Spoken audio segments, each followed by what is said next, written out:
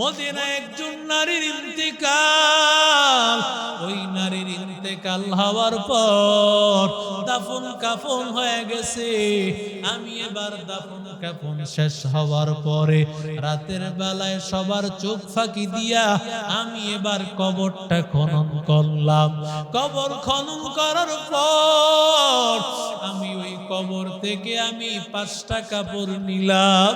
ওই 5টা কাপড় নিয়ে আমি উঠিয়া যাইব।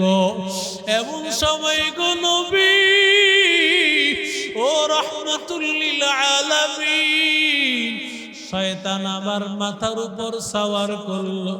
শয়তান ডাক দিয়া বলে, রে যুবক, শুধুমাত্র কাপড় নিয়ে ক্ষান্ত হয়ে গেলি, একটা নজর করে তাকায় দেখলি না যেই মেয়েটার থেকে কাপড় নিয়েছো ওই মেয়েটার সৌন্দর্য কত সুন্দরী একজন নারী, ওর চেহারার দিকে একবারও তাকাইলি না।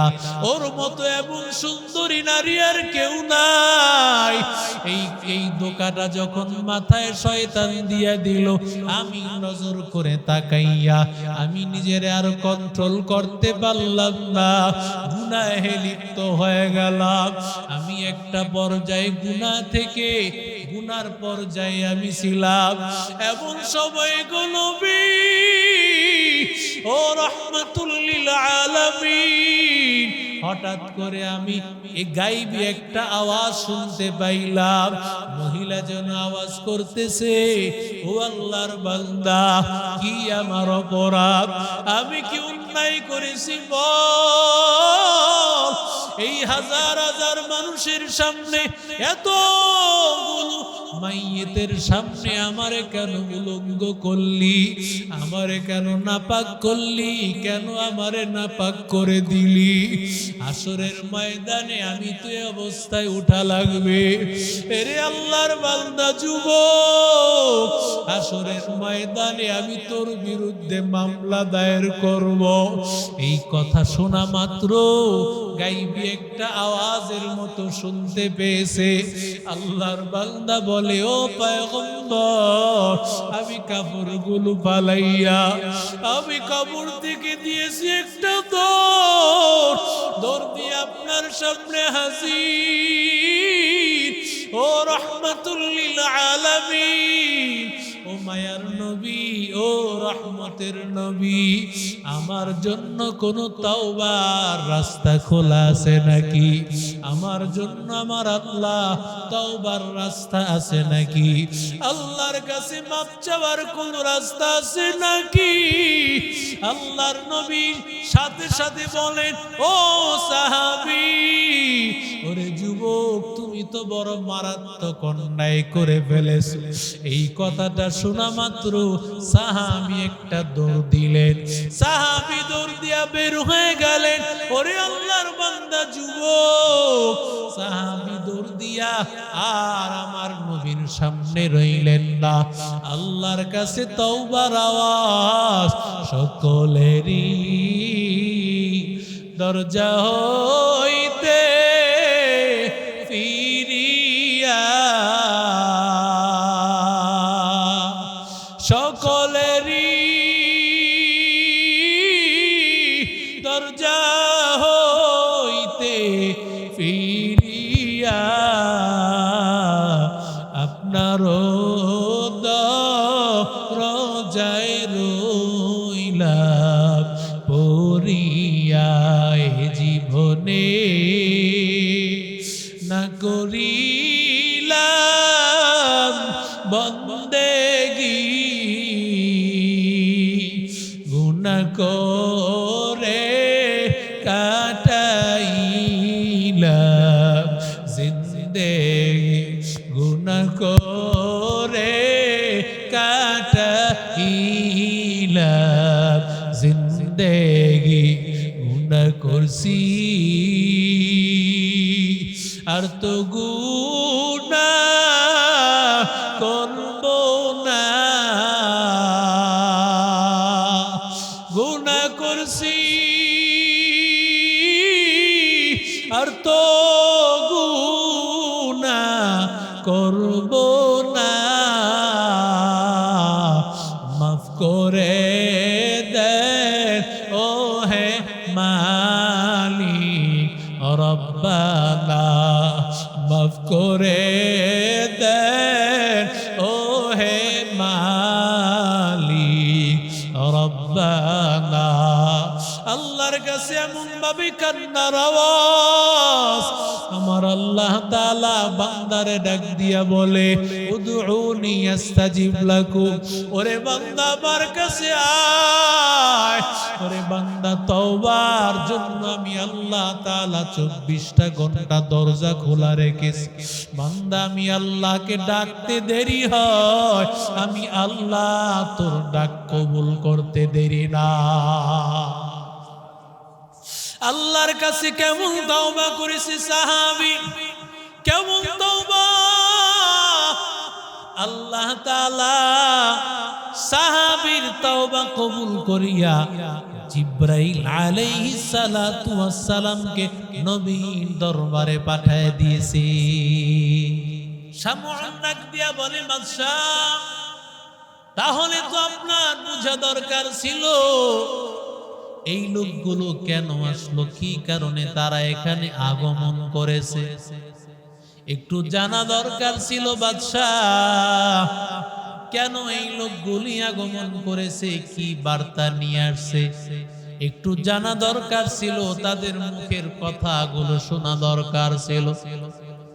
বাদশাহ বলে হ্যাঁ, ওদেরকে ডাকাইয়া নিয়ে আসো। এবার দুইজন পয়গম্বর হাজির। শামউন বাদশাহ বুঝতে দেয় না, আসলে তিনিও একজন পয়গম্বর, তিনি বুঝতে দেন না। আল্লাহর বান্দা ডাক দিয়া বলতেছেন, কি কারণে তোমরা আসছো, কি বার্তা নিয়ে আসছো আমারে বলো। আল্লাহর বান্দা ডাক দিয়া বলতেছে, এক আল্লাহর বার্তা নিয়ে আসছি। আল্লাহু খালিকুনা আল্লাহু রাব্বুনা ওয়া রাব্বুকুম, আমার আল্লাহ এমন রব, আমার আল্লাহ এমন মালিক, ওই আল্লাহ আমাদেরকে বানাইছেন, ওই আল্লাহ আমাদেরকে রিজিক দেন, ওই আল্লাহ আমাদেরকে হায়াত দেন, ওই আল্লাহ আমাদেরকে আবার মারেন। সমস্ত ক্ষমতা ওই আল্লাহর, ওই একমাত্র আল্লাহকেই আমাদের মানতে হবে।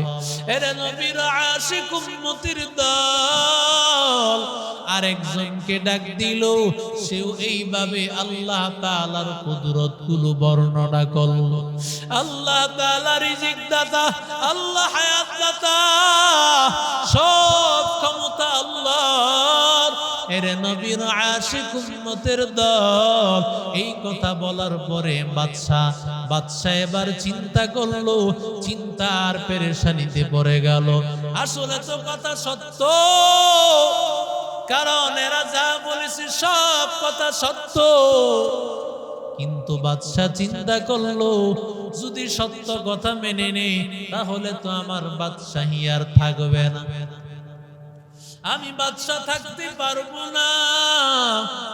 যদিও বাদশা সব প্রমাণ পেয়ে গেছে, এক আল্লাহ তাআলাই আমাদের খালেক, এক আল্লাহ আমাদের মালিক। আল্লাহ তাআলা দুনিয়ার আর কোন মালিক নাই, আল্লাহ ছাড়া আর দুনিয়ার কোন খালেক নাই।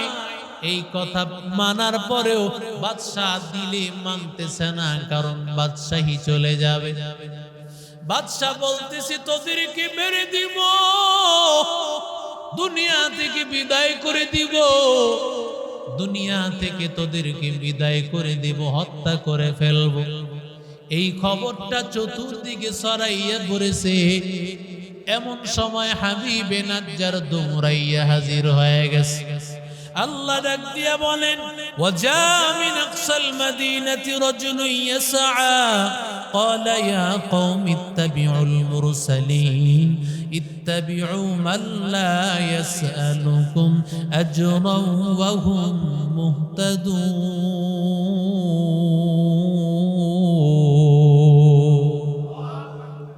হাবিবে নাজ্জার দৌড়াইয়া হাজির। হাবিবে নাজ্জার ডাক দিয়া বলতেছে, ও দুনিয়ার মানুষের দল, ওমা লিয়া লা আ'বুদুল্লাযী ফাতারানি ওয়া ইলাইহি তুরজাউন, আমাদের কি হয়েছে, আমরা ওই আল্লাহর ইবাদত করব না যিনি আমাদেরকে সৃষ্টি করেছেন, যিনি আমাদের মালিক, যিনি ছাড়া আমাদের আর কোন মালিক নাই, যিনি ছাড়া আমাদের হায়াত দাতা নাই, রিজিক দাতা আর কেউ নাই। এমন সময় বাদশা ডাক দিয়া বলতেছেন, ও হাবিবে নাজ্জার, তুমি না আমার এলাকার লোক, আমার এলাকার লোক হইয়া তুমি আবার নবীদেরকে মানতেছো, তুমি আমারে মানবা না? আমারে যদি না মানো তাহলে তোমার ঠিকানা হয়ে যাবে আল্লাহ তাআলা, ঠিকানা হয়ে যাবে তোমার মরণের জন্য তুমি প্রস্তুত হয়ে যাও, মরণের জন্য তুমি প্রস্তুত হয়ে যাও। এর নবীর আশিক উম্মতের দল, ও আল্লাহর বান্দা যুবক, এবার হাবিবে নাজ্জার মরণের জন্য প্রস্তুত হয়ে গেলেন। হাবিবে নাজ্জার বলেন, ইন্তেকালের আগে আমি 2 রাকাত নামাজ পড়তে চাই। 2 রাকাত নামাজ আদায় করলো। এবার আল্লাহ তাআলার হাবিবে নাজ্জারকে যখন আমার আল্লাহ তাআলা দুনিয়া থেকে নিয়ে গেলেন, হাবিবে নাজ্জারের কথাগুলো আল্লাহ তাআলা কোরআনের মধ্যে বলেন। আল্লাহ তাআলা ডাক দিয়া বলেন, কিলা দুখুলিল জান্নাহ ক্বালা ইয়া লাইতা কওমি ইয়ালামুন।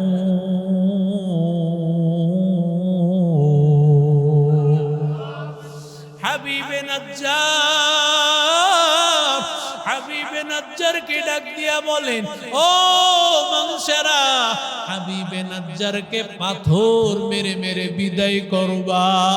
হাবিবে নাজ্জারকে পাথর মেরেছে, রক্তাক্ত করেছে, সমস্ত শরীর থেকে রক্ত জড়িয়ে যায়। হাবিবে নাজ্জারের সমস্ত শরীরটা রক্তাক্ত হয়ে গেছে। ও আল্লাহর বান্দা, আল্লাহ তাআলা এক পর্যায়ে হাবিবে নাজ্জার যখন দুনিয়া থেকে বিদায় হয়ে গেছে, শহীদ অবস্থায় চলে গেছে, আল্লাহ ডাক দিয়া বলে, রে হাবিব, এবার তোর জন্য আমি জান্নাতের রাস্তা খুলে দিলাম। ওরে হাবিব যা, আমি আল্লাহর জান্নাতে যা। হাবিবে নাজ্জার বলে, আল্লাহ, দুনিয়া আমার মানুষগুলি জানতো কোন কারণে আল্লাহ তুমি আমারে মাফ করে দিয়েছো। বিমা গফারালি রাব্বি ওয়াজআলানি মিনাল মুকরামিন।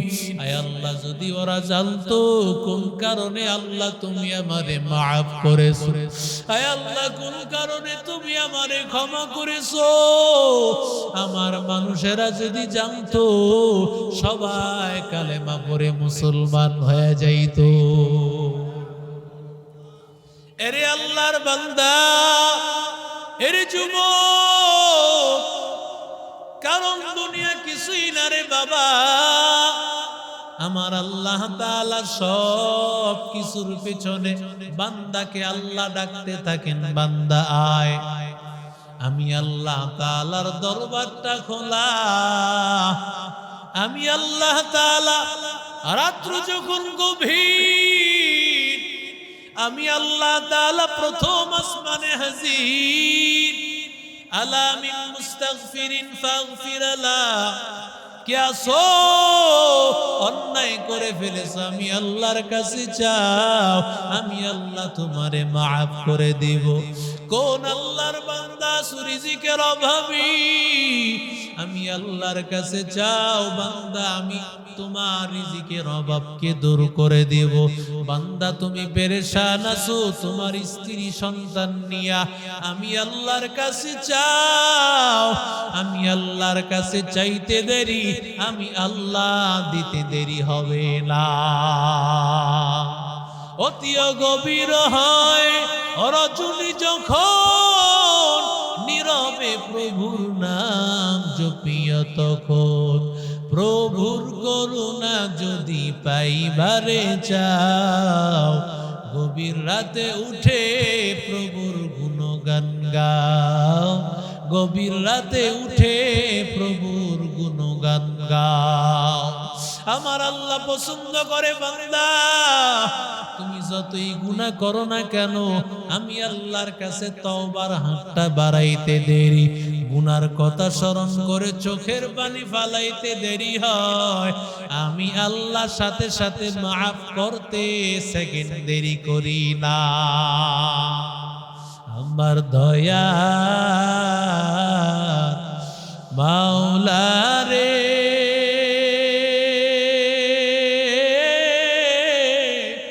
আমার দয়ার মাবুদ রে, কোথায় গেলে পাইব তোমার ঠিকানা,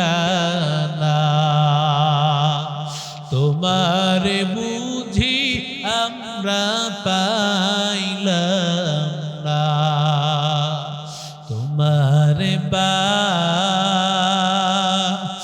পাইবার আসে ঘুরি আমি দেশ বিদেশে, কোরআনের বাগানে করলাম বিছানা, উজানির ময়দানে করলাম বিছানা, চরমনাইর ময়দানে করলাম বিছানা, ইজতেমার ময়দানে করলাম বিছানা, আমার দয়া মাওলা রে, আমার দয়ার মাশউক রে, কোথায় গেলে পাইব তোমার ঠিকানা, তোমারে বুঝি আমরা পাইলাম না। এরে নবীর আশিক উম্মতির দল ওমর রাদিয়াল্লাহু তাআলা আনহু পয়গম্বরের একজন এমন সাহাবী যার দিলটা বড় কঠিন। আমার নবী বলেন আরহামু উম্মতি বিউম্মতি আবু বকর, আমার উম্মতের মধ্যে সবচেয়ে নরম দিলওয়ালা সাহাবী আবু বকর। ওয়া আশাদ্দুহুম ফি আমরিল্লাহি উমর, সবচেয়ে কঠিন দিল উমর। কেমন রহম দিল আর কেমন কঠিন দিল। আমার নবী একবার যুদ্ধে বন্দী লোকদেরকে নিয়ে পরামর্শ চাইতেছেন, কাফেররা বন্দী হয়ে আসছে। পয়গম্বর জিজ্ঞাসা করতেছেন এদের ব্যাপারে কি ফয়সালা করব। আবু বকর ডাক দিয়া বলে, পয়গম্বর ও রাহমাতুল লিল আলামিন, আমার পরামর্শ হলো বন্দী লোকগুলোকে আপনি ছেড়ে দেন, তাদেরকে ছেড়ে দেন। এবার ওমর ডাক দিয়া বলে, পয়গম্বর না না, আমার পরামর্শ হলো যদি বাবাই মুসলমান হয়, ছেলে যদি হয় কাফের, বাবার হাতে তরবারিটা দিবেন, বাবাই সন্তানের ফয়সালা করবে। আর সন্তান যদি মুসলমান হয়, বাবা যদি কাফের হয়, পয়গম্বর সন্তানের হাতে তরবারি দিবেন বাবার গর্দান আলাদা করার জন্য। যেই সাহাবী এমন সিদ্ধান্ত দিতে পারেন, তার দিলটা কত কঠোর দোল। ওই আল্লাহর পয়গম্বরের সাহাবী ওমর মসজিদে নববী থেকে বের হয়েছেন। এমন সময় দাঁড়াইয়া দেখেন এক আল্লাহর বান্দা যুবক, আল্লাহর বান্দা হাউমা করে চোখের পানি ফালায় কান্না করতেছেন। ওমর ডাক দিয়া বলেন, মা ইউবকিকা ইয়া শাব, ও যুবক কোন জিনিস তোরে কাঁদাইতেছে বল। যুবক কিছুই বলে না, যুবক চোখের পানি দিয়া কান্নার আওয়াজ, শুধুই চোখের চোখের পানি ফালায় আর কান্না করে। যুবক কিছুই বলে না। এমন সময় ডাক দিয়া বলে, উমর তুমি যদি পারো আমারে তাড়াতাড়ি নিয়া রাহমাতুল লিল আলামিনের দরবারে নিয়া যাইতে পারবা। ওমর বলে, হ্যাঁ তাড়াতাড়ি চল, আমি তোরে নিয়া পয়গম্বরের দরবারে নিয়া যাইতে পারো। কারণ ওমর এই সাহাবী যুবক আল্লাহর বান্দার চোখের পানি দেখিয়া ওমরের চোখে পানি চলে আসছে। ওমরের চোখের মধ্যেও পানি, ওমরের দিলটাও নরম। এবার ওমর রাদিয়াল্লাহু তাআলা আনহু পয়গম্বরের দরজার সামনে হাজির। ডাক দিয়া বলে, একটু সামনে দাঁড়াও, তুমি একটু অপেক্ষা করো, রাহমাতুল লিল আলামিনের হালতগুলো আমি অবস্থা দেখে আসি। একটু সামান্য অপেক্ষা কর, ইন্তাজির সাআ, সামান্য সময় অপেক্ষা কর, আমি রাহমাতুল লিল আলামিনের হালতগুলো দেখে আসি। এমন সময় আল্লাহর বান্দা দৌড়াইয়া রাহমাতুল লিল আলামিনের কাছে চলে গেলেন। মায়ার নবী রাহমাতুল লিল আলামিন তাকাইয়া দেখে ওমরের চোখে পানি। ওমরকে নবী ডাক দিয়ে বলেন, মা ইউবকিকা ইয়া ওমর, ও ওমর কিসের কারণে তুমি চোখের পানি ফালায়া কান্না কর? ওমর ডাক দিয়া বলে, রহমতের নবী, ও রহমতের পয়গম্বর, ও মায়ার নবী, এমন একজন যুবক, এই যুবকের চোখের পানি দেখিয়া আমারও চোখের পানি চলে আসছে।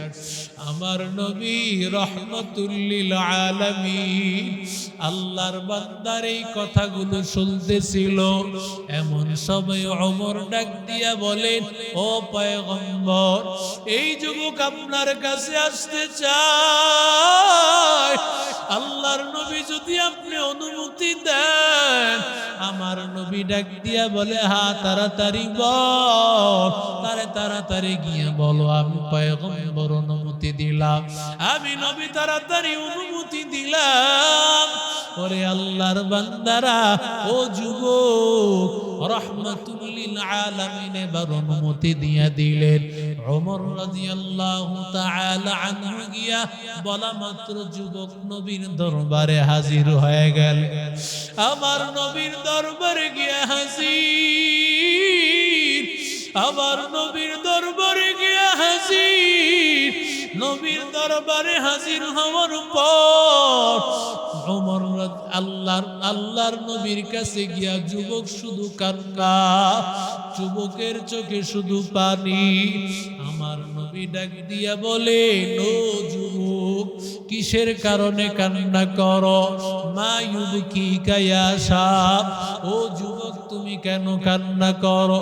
যুবক কিছুই বলে না, যুবক শুধু চোখের পানি ফালায়া কান্না করে। আমার নবী ডাক দিয়া বলে, রে সাহাবী, তুমি কেমন গুনাহ করেছো? তোমার গুনাহ কি আল্লাহ তাআলার আসমানের চাইতে বড়? আল্লাহর বান্দা যুবকটা ডাক দিয়া বলে, ও রাহমাতুল লিল আলামিন, ওগো পয়গম্বর, আমি এত মারাত্মক অন্যায় করেছি, আমার অন্যায়টা আসমানের চাইতে বড়। আমার নবী ডাক দিয়ে বলে, রে সাহাবী, তোমার এই গুনাহ কি আমার আল্লাহর মাখলুকের চাইতে বড়?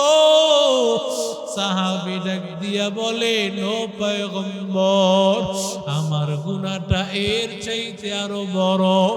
এবার আমার নবী ডাক দিয়া বলতেছে, ওরে সাহাবী, আমার একটু বল, তোমার গুনাহ কি আমার আল্লাহর আরশে আজিমের চাইতে বড় লাগে?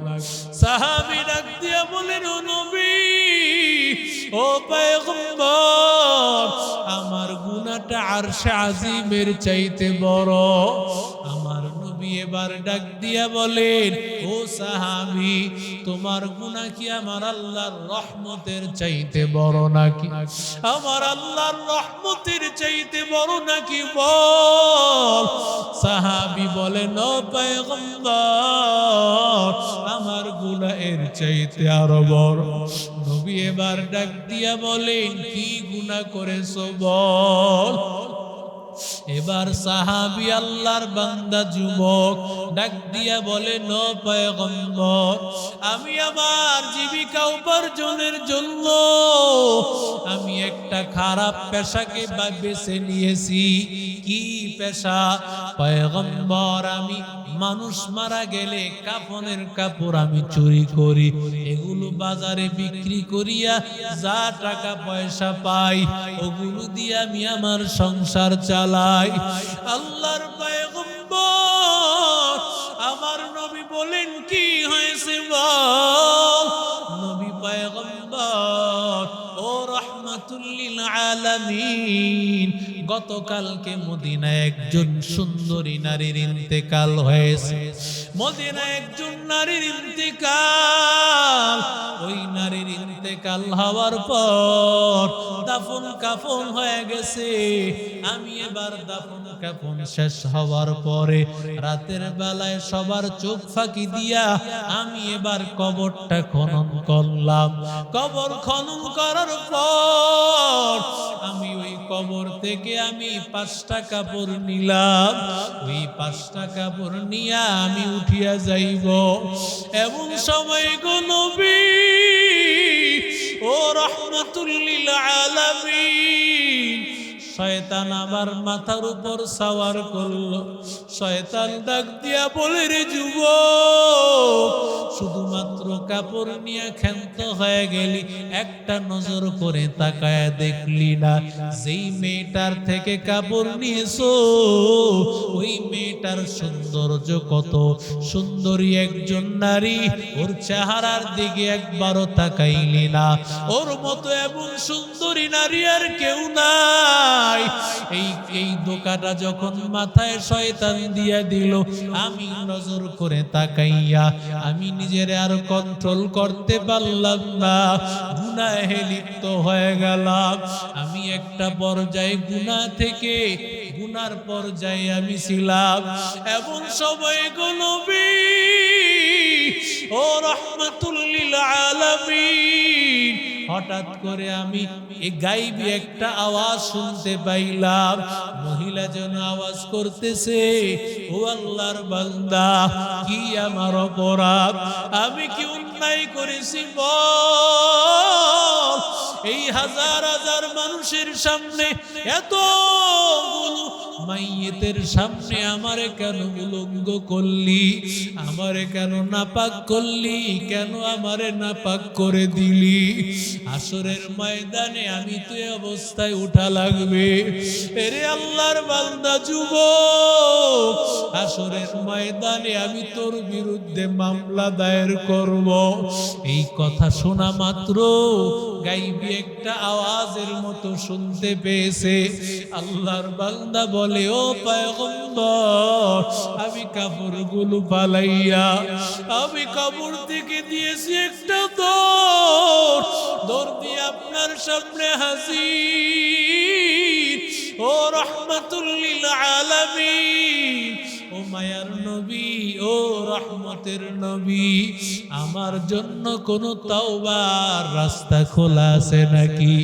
আমার জন্য আমার আল্লাহ তওবার রাস্তা আছে নাকি? আল্লাহর কাছে মাপ চাওয়ার কোন রাস্তা আছে নাকি? আল্লাহর নবী সাথে সাথে বলেন, ও সাহাবী, ওরে যুবক, তুমি তো বড় মারাত্মক অন্যায় করে ফেলেছো। এই কথাটা শোনা মাত্র সাহাবী একটা দৌড় দিলেন। সাহাবী দৌড় দিয়া বের হয়ে গেলেন। ওরে আল্লাহর বান্দা যুবক, সাহাবী দৌড় দিয়া আর আমার নবীর সামনে রইলেন না। আল্লাহর কাছে তওবার আওয়াজ সকলেরই দরজা হইতে ফিরিয়া সকলেরই দরজা হইতে ফিরিয়া আপনার দরজায় রইলাম পড়িয়া। এ জীবনে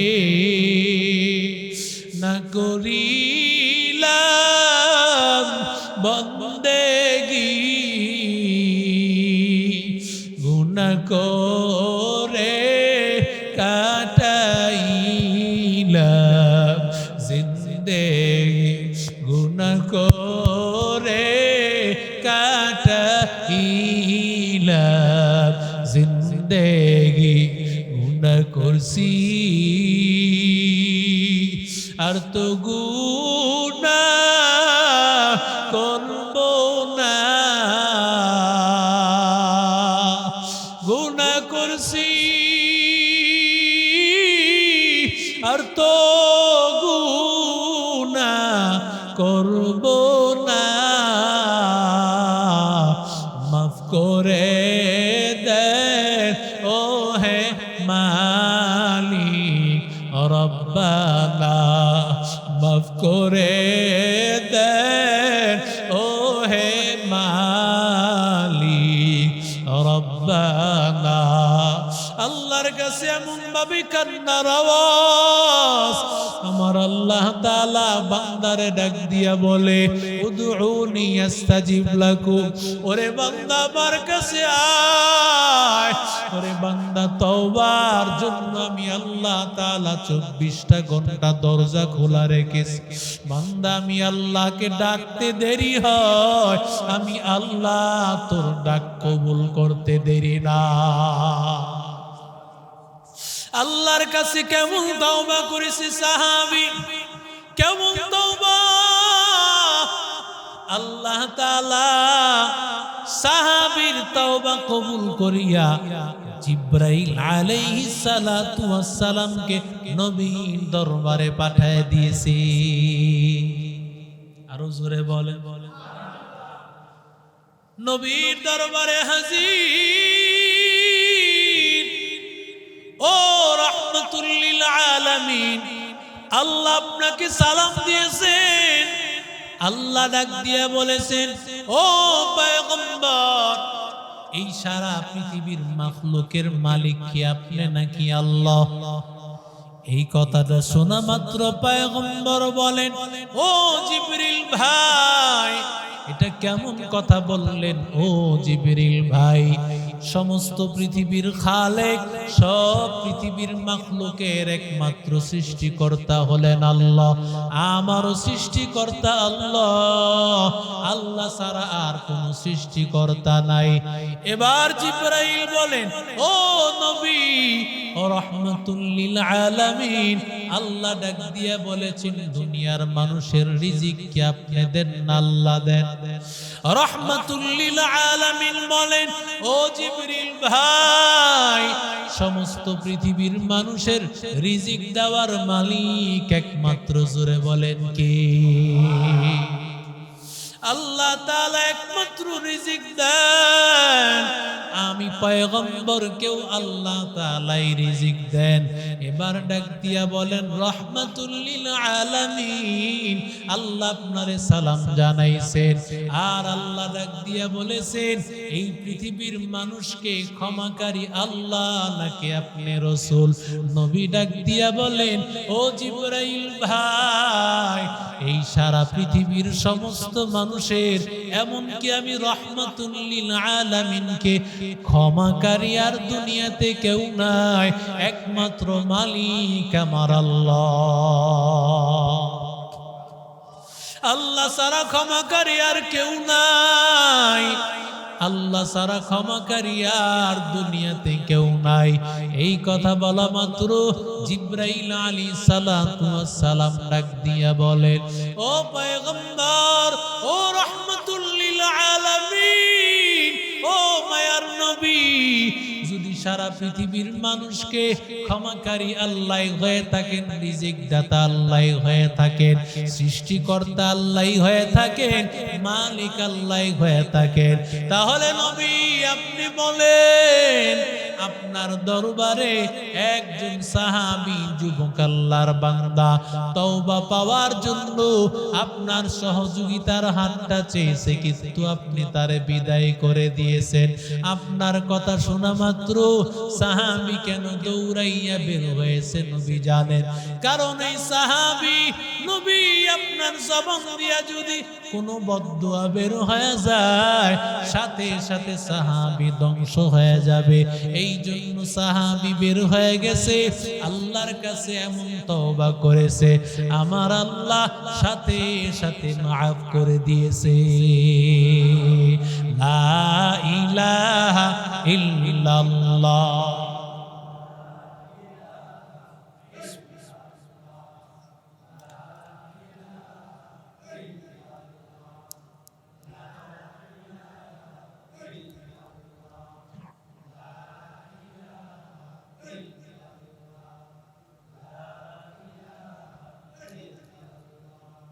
لا إله إلا الله لا إله لا إله إلا الله বলো ভাই লা ইলাহা ইল্লাল্লাহ লা ইলাহা ইল্লাল্লাহ লা ইলাহা লা ইলাহা ইল্লাল্লাহ লা ইলাহা হায়াত মওত দৌলত রিজিক যার হাতে মন, একবারও কি তুই তার কথাটা ভাবিস নে কখন, ভাবিস নে কখন আসবে যেদিন গভীর রাতি, ওই নাম হবে সঙ্গের সাথী।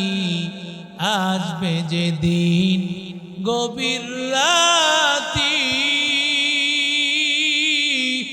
ওই নাম হবে সঙ্গের সাথী। ও নাম বিনে দুনিয়াতে, ও নাম বিনে পরকালে, ও নাম বিনে আখিরাতে বন্ধু কেহ নাই। দিন থাকিতে লা ইলাহা ইল্লাল্লাহ বলো ভাই লা ইলাহা ইল্লাল্লাহ লা ইলাহা ইল্লাল্লাহ লা ইলাহা লা ইলাহা ইল্লাল্লাহ লা ইলাহা ইল্লাল্লাহ লা ইলাহা লা ইলাহা ইল্লাল্লাহ মুহাম্মাদুর রাসূলুল্লাহ সাল্লাল্লাহু আলাইহি ওয়াসাল্লাম। এরে নবীর আশিক উম্মতের দল, আল্লাহ তাআলা মুমিন বান্দা, আল্লাহ তাআলার উপর বান্দা যে ঈমান এনেছে, ওই ঈমানের উপর বান্দা অটল থাকবে, অবিচল থাকবে। গুনাহ হওয়ার সাথে সাথেই তওবা করবে কার কাছে? গুনাহ হওয়ার সাথে সাথে তওবা করা মুমিনের গুণ। মুমিন তওবা করতে ভালোবাসে, মুমিন আল্লাহর গোলাম। যতবার গুনাহ হয়ে যায় ততবার তওবা করে কার কাছে? ইন্নামাল মুমিনুনা আল্লাযীনা ইযা যুকিরাল্লাহু ওয়াজিলাত কুলুবুহুম ওয়া ইযা তুলিয়াত আলাইহিম আয়াতুহু যাদাতুহুম ঈমানা। মুমিন বান্দা আল্লাহর শরণ হলে, আল্লাহর ভয়, মুমিন বান্দা আল্লাহকে ভয় করলে গুনাহ ছেড়ে দিবে, তওবা করে নেবে মুমিন।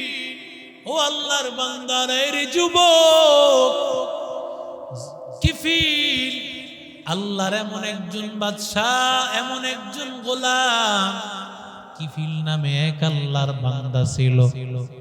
এমন কোন গুনাহ নাই যেই গুনাহটা কিফিল করত না। বাদশা ছিল জালেম বাদশাহ, অন্যায়কারী অত্যাচারী বাদশাহ।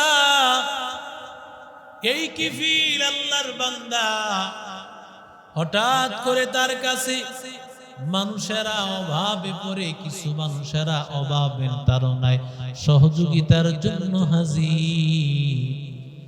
ওখানে একজন মহিলাও হাজির। মহিলা ডাক দিয়া বলে, ও বাদশাহ, আমাকে একটু সহযোগিতা করেন। বাদশাহ ছিল বড় খারাপ, বাদশাহ ছিল নারী লিপ্সু। এমন কোন অন্যায় নাই বাদশাহ করত না।